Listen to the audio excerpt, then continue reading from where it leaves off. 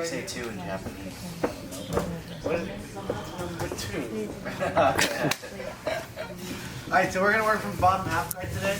Okay, when my opponent is down here on two knees, okay, I have a low knee shield for here and my ankles are locked. I like to play this when people are trying to get their knee off the floor and trying to start to cut through. Okay, so if I play with a high knee shield, it's very easy for him to do this. So if I ever feel an opponent who's actively trying to get back off their knees, I play with the low knee shield, my ankles are crossed, and I'm keeping tension down on the leg so when he tries to get it off. Now, generally, people are going to be trying to get to our head, right? Put hands on our armpits, trying to get to underhooks here. Okay, so I'm always, one, worried about controlling the shoulder line, and two, my next thought process is I'm always trying to go to this near side wrist, and I'm always looking to control it somehow. If I can control this hand, it takes away a majority of his passes. Even if you were to be able to get a knee through the middle, get to a knee cut, I can always drag him by, finish the best, and now I can always recover and put him back into some form of guard. So generally, I like to control this arm here whenever possible. So usually they're going to have their hands somewhere on us, or they're going to be trying to get to underhooks with it. Okay, we always want to avoid them getting this deep. So a good way to do this is I start with a cross shoulder post, which means my arm goes across, and I kind of cup his shoulder, and I play with a high elbow here like so. Now, throughout this time, I'm always monitoring this arm. If it tries to get to my head, this shoulder post does a really good job of blocking. Now I can always walk my fingers above my head as I tuck my jaw, and now I can always strip that grip. Now eventually, I want to grab control of this here. Now the way I first start the ball rolling is I extend my body away, and I find the entire hand, and now I bring it to the center here like so. Now, one of my favorite sweeps to get the ball rolling is called an elbow lever, which is actually when I'm going to let go of the shoulder and control the wrist with the hand that was originally on the shoulder. As I do this, I'm actually going to sit up to an elbow and punch my elbow inside his armpit like so. Now when he tries to get his arm back and away from him, it's really hard because the direction of my hand is facing my own chest. So his hand is wedged between my chest and my own hand here. Now the second I get my elbow through his armpit like so, I'm going to scoop my hips in and start to put my back and shoulder on the floor as I flare my knees to the opposite side, scoring myself top position, or now I can start looking to pass. Okay, so once again, on the opposite side, I'm here with the cross shoulder post. Okay, oftentimes I try to avoid that grip altogether, and I'll get an inside wrist grip. If I'm not able to, I'll always break the grip and then start to work. Once I'm actually ready and kind of settled in the position, I look away, I find the hand, and I bring it to the center line. As I bring it to the center line, I pass the grip off and get up to my elbow. As my hand, look, it's going to circle from the front to the back here. As I'm sitting up, I punch my elbow through. Now from here, I think about shooting my knees and hips through and putting both of my shoulders on the floor here. Okay. Now as I do this, let's watch my feet. So now let's let them see my feet. Okay. As I'm here, my half guard leg, I shoot my knees through, and look, my outside leg steps on my inside leg, and I just flare both of my knees together into top position here. So it's just like a regular knee lever, except I'm looking to get my elbow inside of his armpit here.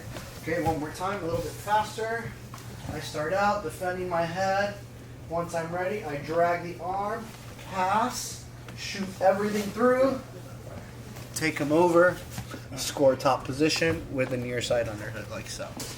All right, let's get started. 3, 2, 1. All right, so again, we're in half guard. We start out in the same position.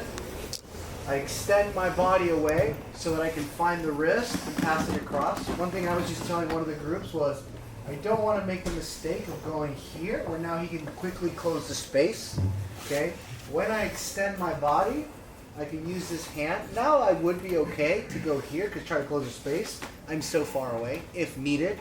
But generally, I try to keep this as long as I can just to monitor distance. Now this time we pass the hand right to the center line. But this time, as I go to grab the wrist, I notice that he's got a little bit more weight on this knee. Go ahead. And so when I try to sit up, it makes it harder, okay? Whenever this happens, I'm going to take my hand directly behind his armpit tricep area here. And now I want to grab deep. I want to grab the meat of the tricep and armpit here. And with this grip, I'm pushing his hand as close to his like hip area as possible. Usually my own body will obstruct it, but that's totally fine because I'm just trying to create this angle here where I can pull on his shoulder and elbow. Kind of feels like a shoulder lock, right? And from here, it now allows me to kick my knee shield like through and start to sit up. Now, when I sit up, it's a common habit for people to try to look at the head, okay? What I focus on is I keep my ear to the back because I know he's going to rise. Go ahead and rise. Nope, at the head. Right, he's gonna rise to try to face me, come back. So that brings me up with him. If I stay kind of looking over the arm, rise at the head, one, I could get head-butted, but two, now it's a battle of who's gonna be faster and stronger here. But when I keep my ear glued to his back and I can cup his hips, now it's an easy thing to start building height and facing him here. Now, as I go to face him, let's face the bathroom. As I go to face him, because I don't have any upper body control, my free leg is going to make a crab hook on his ankle, here like so, okay? And my same side hand is going to score an underhook here.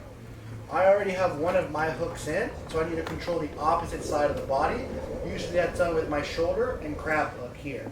Now from here, it's an easy thing to start power halving while extending this crab hook away, getting to a seatbelt, and scoring my two hooks. So once again, different angle. We start out, cross shoulder post. Once my head is free, I'm ready to work.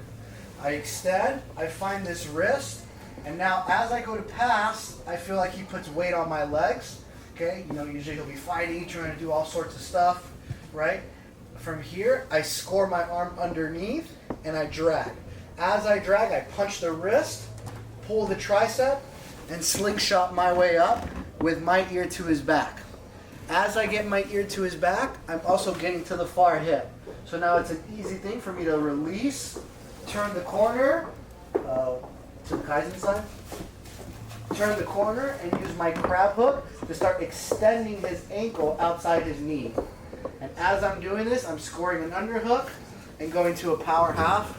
So I can start breaking him down, extending that hook, and slingshotting in to the wrist, and hopefully attacking his neck at the same time.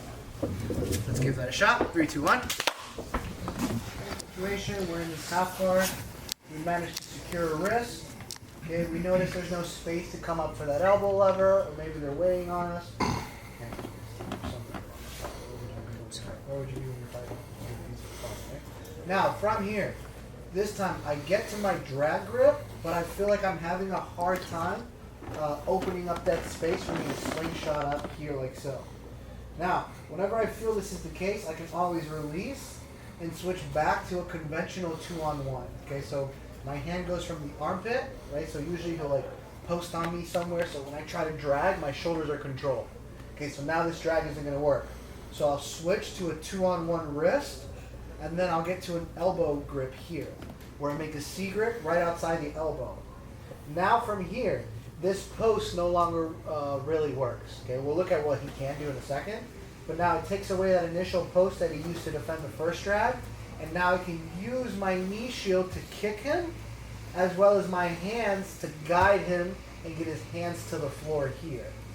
Now, as I do this, I need to be ready to sit up. So I'm kicking, dragging, and sitting up and getting that same position where I get my ear glued to his back. Now when he tries to face me, right, tries to get a whizzer, tries to do all sorts of stuff, it's a tough thing to do. The last thing I want is to sit up and have my head facing this way and recreate a tight waist situation. It's not that it's wrong, but if I can get my ear to the back originally, now when he tries to put me back down, it's tough. You'll notice I also have my hand out here for base, so I can start building that same height. Now, oftentimes, what our opponents are going to do is it's going to be a race to who can get their shoulder down to the floor, right? If I can ever get this shoulder or this wrist, and he tries to roll to his left shoulder, I'll always be able to follow and take his back, okay? So oftentimes, As we get here, we start coming up, right, and he starts to get that shoulder to the floor. Go back. The second we feel this shoulder's coming to the floor, I need to take what's called a cross trap grip. So my hand is going to go across the body and get to this trap, because usually they'll hide this arm so that you can't go under, right? So as he rolls, I now put my head on the floor, and look, I continue to roll. As I curl my heel to my own butt, I'm going to look to lift his back off the floor with this trap grip here. Now my whole thing is to now start scoring that underhook and getting to my seatbelt and looking to insert my 2 hooks like so. Okay, so let's run that again. Let's do this side now. We're here, okay, for whatever reason. We can even switch to it in the beginning if we feel they're already posting. Okay, so from here, I kick and I drag. As I kick and drag, my ear's going to the back here like so. As I start to build height, he feels me chasing the back. Okay, I start getting ready to roll, and my left hand starts looking for this trap here. Now, I don't stay here. I continue the roll, and I use the strength of my leg to curl him this way, and my hand is also assisting together here. And now if I can score this arm, great, because now he can't continue to turtle. Sometimes we're a little slow, and he'll be able to re-turtle, and that's when I go to control that wrist. And now we can go back to that first breakdown where we get to the ankle, and then eventually a power half. Okay, if I ever get this wrist or this shoulder and they go to roll, it'd be silly on their end. They're only gonna roll when you don't have control of this arm. Okay, come back. So again, as I go, I get that trap grip, right? I'm rolling, I get the trap. If I can take the back from here, great. If not, as I follow, we get to that wrist again, and then we go back to that first breakdown from the power half. Okay, let's give that a shot. 3, 2, 1.